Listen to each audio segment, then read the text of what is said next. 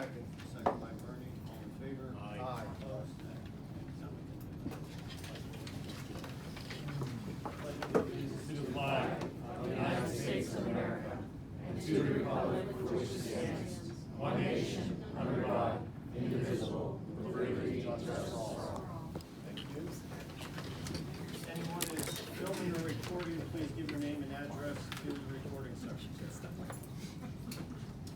Bernie.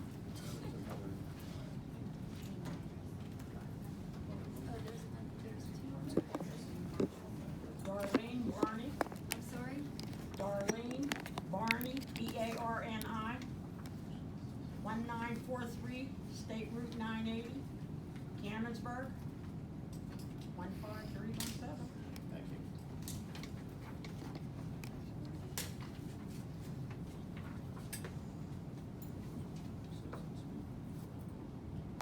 Citizens speak, we have Ann Thomas.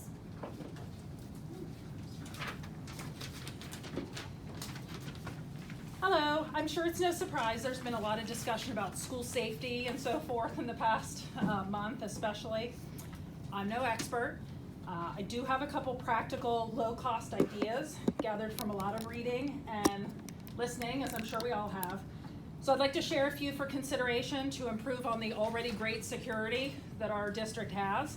Maybe some of them already exist and I just don't know. Number one, are blueprints of each building on file with the appropriate police departments, an obvious time saver in a real emergency. Number two, I know night locks are in many classrooms. In an intruder situation, one needs to be in every room, not just classrooms. I'm thinking janitor's closets, storage rooms, teacher rooms, whatever. A simplified version of the night lock is sometimes called a door chalk, and it can be created using scrap wood. In my day, that would have happened in the wood shop. This would allow anyone in any room to buy time, which is what most experts consider a key in those situations. For internal doors that have windows, is there a method to cover them if needed? Could a small window shade operated by Velcro be created by a fax class? Also in my day, home ec. FYI, South Park School District did this and engaged the students in that project. Both number 2 and 3 I just mentioned would actually involve students in the work to create a safer school environment. And I think that would be really cool exercise in self-empowerment for them. Number 4, does every room in every building have an identifying number posted both on the hallway side and on the inside? If somebody takes shelter in a room or a closet and they don't know where they are, they cannot identify themselves or their location in a real emergency. Also, that's an effort that takes virtually no money. Finally, this last one I'll call window communication cards. Currently, we have room number signs visible from outside or from the parking lot or whatever. There could be a system established using a large card color-coded on each side to communicate to officers or administrators or responders outside. This one's a little harder to explain, but I liken it to my days of working in branch banking. When you showed up in the morning, everybody didn't just sweep into the location. It had to be checked, security, etc., and an all clear signal given. School might work a little bit differently, I'm just thinking out loud, but some way to communicate a red alert to those on the outside, possibly helping responders understand that we have a wing that is a problem or a certain area. I was just trying to think of low-cost ideas. Heard these from a lot of expert sources recently, so thank you. Always happy to help with anything, but appreciate your guys' time. Can you send that to us, please? Sure. Email? Thank you. Ms. Sure, Thomas. thank you.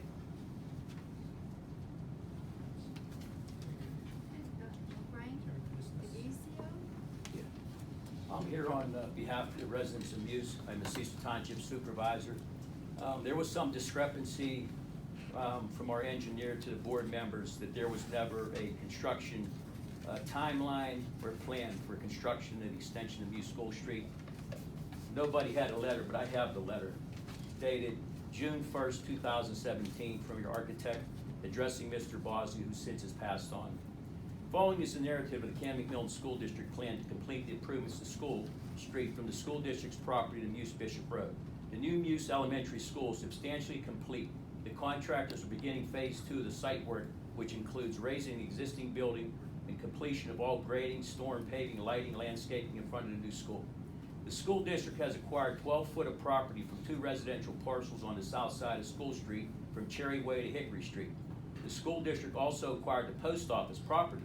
The school district's plan were to complete the improvements in the entire length of School Street until the Postal Service refused to vacate the building until its lease expired in May 2020. As such, the school district wishes to proceed with the project in 2 phases. Phase 1, 2017, Phase 2, 2020. Phase 1 work will consist of widening existing 16.5-foot cartway to 25 feet with new curbing on both sides of the road. A 6-foot wide concrete sidewalk will be installed along the south side of the road from Hickory Street and will connect to the walk with the school district's property. The 3-4-foot wide walk along the north side of the school district between Cherry Way and Locust Street will be replaced. All walks will have handicap curb cuts at intersections. The fences, landscaping, retaining walls associated with the residential properties on the south side of School Street will be replaced or relocated as shown in project drawings.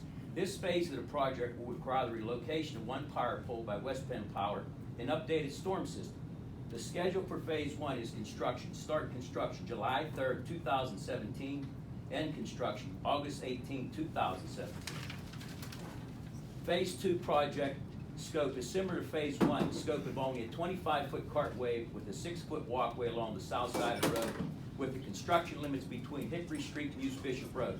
This project scope will also require raising the post office, installation of a culvert to replace the existing storm under new cartway, a highway occupancy permit to be procured for access to East Bishop Road, as well as one for the school zone flashing signal. The schedule for Phase 2 construction is start the construction June 2020, complete the construction August 2020. The school district will continue to use School Street for traffic ingress and egress to Muse School. A number of alternative routes to avoid the jog around the post office were explored by Worcester traffic engineers. All the alternatives were problematic and determined not to be feasible alternative bus routes. I spoke with your architect 3 weeks ago. I just want to highlight some of our conversation. Okay, Mr. Hayden has blamed the adjacent property owner, which on June 6th, Monday night, we vacated School Street. We gave it to the adjacent property owner. He has blamed the post office running out their lease. He's blamed a turnover administrative staff in the school district not being able to secure a highway occupancy permit. Have you acquired a highway occupancy permit on State Route 519 for your new Canon-McMillan Junior High School? He's blamed Worcester traffic engineers for there being an issue with sight distance at the intersection of Muse Bishop Road and School Street. I've lived there 61 years. I can see 600-700 feet to the south and to the north. There is no sight distance problems. Okay? Something to think about. If the adjacent property owner decides to install a security fence around his business to protect it, access to Muse Elementary School will be blocked off because you would drive into 6 metal ballot posts. Okay, if you feel confident with current traffic patterns going to and from Muse Elementary and have no sense of urgency to complete this project, which is 2 years outdated, why in God's green earth would you ever eminent domain a community's post office when you have proven all along for the course the traffic has still been okay? There was no need for this course of action. You were voted in by the residents of this school district to make good, sound decisions, but it's evident you've dropped the ball on this one. Thank you. God bless. Brad Barnes. Hi, I'm Brad Barnes. I'm the property owner Mr. Gizio was talking about. We owned Barnes Brothers Motorcycles in Canonsburg, and we just purchased the former company store in Muse and to move our dealership there. It's been very painful trying to get approval from the township. I met with the architect that Frank spoke about, and he assured me that construction would be completed this summer. So when I spoke to him earlier this week, he told me that it's probably going to be pushed to next year. So we have a major project that we are not going to be able to complete our parking lot until you guys move that road over. So what I'm asking is, I am asking that this not be tabled, that I don't care if it's January, I want that road to be built. The road is already on our property. We've already been given the extra 15 feet that one of the owners donated to the township to get the jog around Muse Bishop Road. And I just need some assurances that I don't start my project and then I have to stop and wait a year and I can't complete my parking for my business, when this was all told ahead of time that was not gonna happen. The other issue with that property is, you have 800 students coming in and out, several times a day on buses and in private cars. You also have all of the other students that don't attend that grade school waiting for buses there. Our parking lot is gonna be off limits. It's gonna be too risky. There'll be tractor trailers coming in and out of there. There'll be traffic coming in and out of there. All of our employees, we can't have parents sitting in cars waiting for that bus or waiting for the buses. So that bus stop is gonna need to be relocated to, a likely place would be the fire hall just down the road. Or have it up at the grade school. But it can't be there. It is an absolute free-for-all at that intersection in the morning. With all of that traffic, with the road jogging around, with those posts, those yellow posts still in the ground blocking the street, most of that is paved. Why can't those posts be taken out and you guys just move that over for now and let all of that property go back to us and do one lane at a time when you're ready to construct it. Every single road is done that way. You don't need to shut that down or only do it when school is out of session. It's gotta be done so that we can move on with our lives and get our business done. Thank you for your comments. Kelly Daniels. Hi. I wanted to talk about the prospect of hiring a new baseball coach. I understand that the position has been posted. Just want to let you guys know, if you are not aware of what myself and some of the other parents are looking for in a coach, when you're considering who you're hiring. This past year has been kind of challenging in terms of some of the kids and their progress with respect to baseball. So when you're looking at the qualifications for the candidate, just ask that you guys make sure that who you're hiring has an extensive knowledge of baseball, and not just put somebody in there that can, as some of the kids were telling me, put balls into a pitching machine and kind of expect the kids to navigate that on their own. That's not gonna make a winning team. Whether you guys know it or not, there's actually a D1 prospect that's playing for us. If you don't know what that means, it's kind of a big deal. He actually is here because he wanted to come and kind of represent his team. They're kind of, they're teenagers, so they're out there on their phones, but I digress. Also, look for a leader and a role model, somebody who's really going to kind of drive the youth and bring them together in terms of what they're going to look at, how they're going to represent our community moving forward, in colleges, because most of them are going to move on to go to a 4-year program, and we want them to say, hey, this is Canon-Mac, this is what they produce, not just baseball players, but good, upstanding young men. We want to say this is what our community is turning out. So that's going to be really important when you're looking for a coach too. Development of strategies. We're competing at 6A level. You guys know, this is like Pine Richland, this is Peters Township, this is Upper St. Clair. We want to be, we want to be unique, but we want to compete at that level. You're going to have to hire a coach that's going to be able to coach at that level. Please look for that when you're looking for a candidate, okay? Look for somebody that's going to build a strong team that's going to support one another. Look for somebody that's going to teach etiquette, apply that etiquette on and off the field, okay? Shaking of the hand, good game. Things that are, critical in terms of mannerisms, in terms of, again, developing character. They're going to be, this individual should be available on the season and off the season as well. Because again, they're not just teaching these skills on the field, but they're teaching them off the field as well. Understand that you're developing players for the next level of play, not just for right now. There's a lot of them that are looking to play beyond the high school level. They're looking to carry this again into college. Communication with the players on their personal performance so that you can build them to be more competitive. Thanks. Thank you. Dana Russell? Hi. To build off of what Kelly was saying, I'm also here on behalf of our baseball parents. And I personally, my husband and I have 2 kids in the baseball program. One that just graduated last year. We have another, our youngest is on the JV team. And I put in here, I could fill up an hour to talk about the disaster our program has been. A lot of the positives that she said that we were looking for, I feel is based off of what we didn't get in the past couple of years. One of the main reasons why, personally, my husband and I haven't been to one of these meetings in the past is that we did not want our kids to be singled out from the coaches, which I guarantee you that probably would have happened. But now that the current coach is resigning, there's an opportunity for a new coach. We more or less felt more comfortable voicing our opinions to you guys at this point. The first thing I wanted to talk to you about is the structure of our baseball program. I'm not sure if anyone's aware of how the teams are made.